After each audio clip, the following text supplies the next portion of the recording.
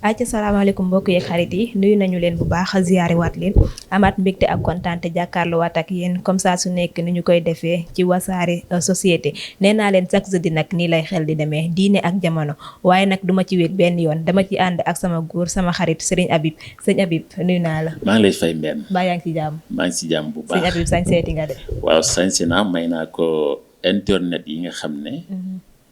ñu ngi suivre kii seen bi di wasaare. di leen ko may saa yu ma nekkee rek. xamal ne yéen lay safoo yéen lay bëggee. ndeysaan jërëjëf Mbène. sëñ Habib comme saa su nekk ni ñu koy defee nii nee naa leen saa su nekk nii la ñu koy xel di defee diine ak jamono la ñu wax waaye duma ci xel di wéet ndax saa su nekk bu ngeen gëstoo rek wala su ma gëstoo rek dinaa ko gis sama wet sëñ Habib tey nag dañuy waxtaanee li nga xamante ne nii moo di mbirum appartement yi bu ñu jógee ci appartement yi dinañ wax si accident yu bëri yi nga xamante ne nii nemmeeku nañu ko ci réew mi jamono yu ñu toll nii bu ñu jógee si accident yi tamit dinañu jàngale li nga xamante ne nii noonu la ñuy sangoo farata zaaru kaago gi xam naa ne am na lu leen ci jot a réer tuuti waaye dinañu leen ko jàngal tey ak sëñ Habib dañuy njëkkee si appartement yi. rabbi shrah li sadri wa yassir li amri wahlul uqdatan min lisani yafqahu qawli mbokki maa ngi leen di siyaare di leen ndokkel di leen wax asalaamaaleykum wa rahmatullahi taala wa barakaatu Mbène wax nga tey point yoo xam ne nit ñi yàkkamte woon nañ déglu si ku leen ci mën a indi lu leer ndok yàlla bi la yàlla ubbee sam xel ba nga tànn ñetti point yi nga xam ne yu gën a am solo la nga daral ma si nag comme ni nga ko defee chaque alxames ni nga ko tuddee diine ji ak jamono ji tey nag ñu bëgg a njëkkee si lay xew si appartement yi comme ni nga ko waxee ma wax ne appartement yi di li fi xew garaaw na te saa yu nekk day gën a bari ña fay dem nag ak ña fa nekk di ay jigéen bàyyi nañ seen ginnaaw sëy bu tas walla sëy boo xam ne tasul bàyyi nañ seen ginnaaw jëkkër waaye bàyyi nañ seen ginnaaw ndey ak baay ma wax nag ni jigéen bu njëkka jigéen day yore jikkoy tool maanaam jigéen day yor jikkoy tool jikkoy tool danga may wax ne ma lan mooy jikkoy tool ma ne la mooy sax ak yaatu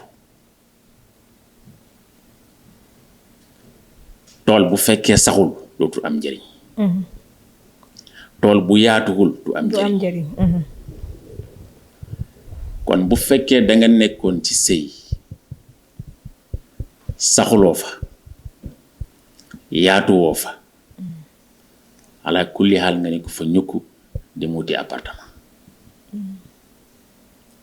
muy benn jigéen day yore jikkoy mburu lan mooy jikkoy mburu nooy lewet ñeme lu metti mburu boulangerie ba da koy wulli léeg-léeg mu béréŋ ko léeg-léeg mu moro ko léeg-léeg mu sànni fële léeg-léeg mu ñoddiwaat ko dellu ko ransalewaat tegaat ko 1 2 3 4 sëñ Habib coono boobu yaakaar naa ne jigéen ñu ko nangooti fi mu nekk ni bariwul de moo tax ma ne la jigéen day yore jikkoy mburu su fekkee mënoo yore jikkoy mburu nag si nooy ga mënoo nooy fa ngay seeyee danga ko fa teg di muuti appartement mais sëñ Habib ñi nemmeeku ñëpp ñi nga xamante ne nii jamono yu ñu toll nii ñoo lëmbi appartement yi mooy célibataire yu jigéen yi maanaam xale yu jigéen yi nga xamante ne nii amuñu jëkkër seen far yi ñoo leen maanaam seen nekkaale yi sax laay wax parce que tey da ngay gis xale bu jigéen boo xamante ne ni takkaguñu la yow nga ñëw fii Dakar fii ñëw daan si sa doole mais da ngay dem dëkk ak ki nga xamante ne nii mooy sa far maanaam ngeen dëkkaale yéen ñaar daal di mel ni ay jëkkër ak jabar est-ce que loolu tamit jaadu na jaaduwul maa ngi la ci doon ñëwal benn par benn waaye yàlla bu yàlla dog sa làmmiñ waaye ñi koy def teguñu ko ci diine amuñu diine ndax diine dafa araamal fo diine dafa araamal lépp loo xam ne nii danga koy teg nit mu neex la moom mu naqadi ko kon ña fay ka wut appartement di fa indi góor walla di fa dugal góor benn amul diina walla bokk ci diine lislaam ndax diine lislaam tere na ko lépp loo xam ne njaalo la te muy wax ni jigéen dafay yore mbi koy mbaxana ndax mbaxana baax na trop mu oyof waaye boo diisee ñu ne la fa ñukku ni yàq bu naqadi te buñ la ko fa defee nga di wuti appartement di roñ góor di ko dugale suñ jamono ji nag appartement dafa xew surtout dafa xew de koñ boo dem benn kër ñaari kër ñetteel ba xale bu jigéen boo xam ne nii mu ngi mel ni per boo xam ne dañ koo seex sànni mu nga fa góor goo xamante ni yéen moroomu baayam la di ko fayal par weer xanaa lii ñàkk jom weesuwu ko ak ñàkk xam diine ak ñàkk am diine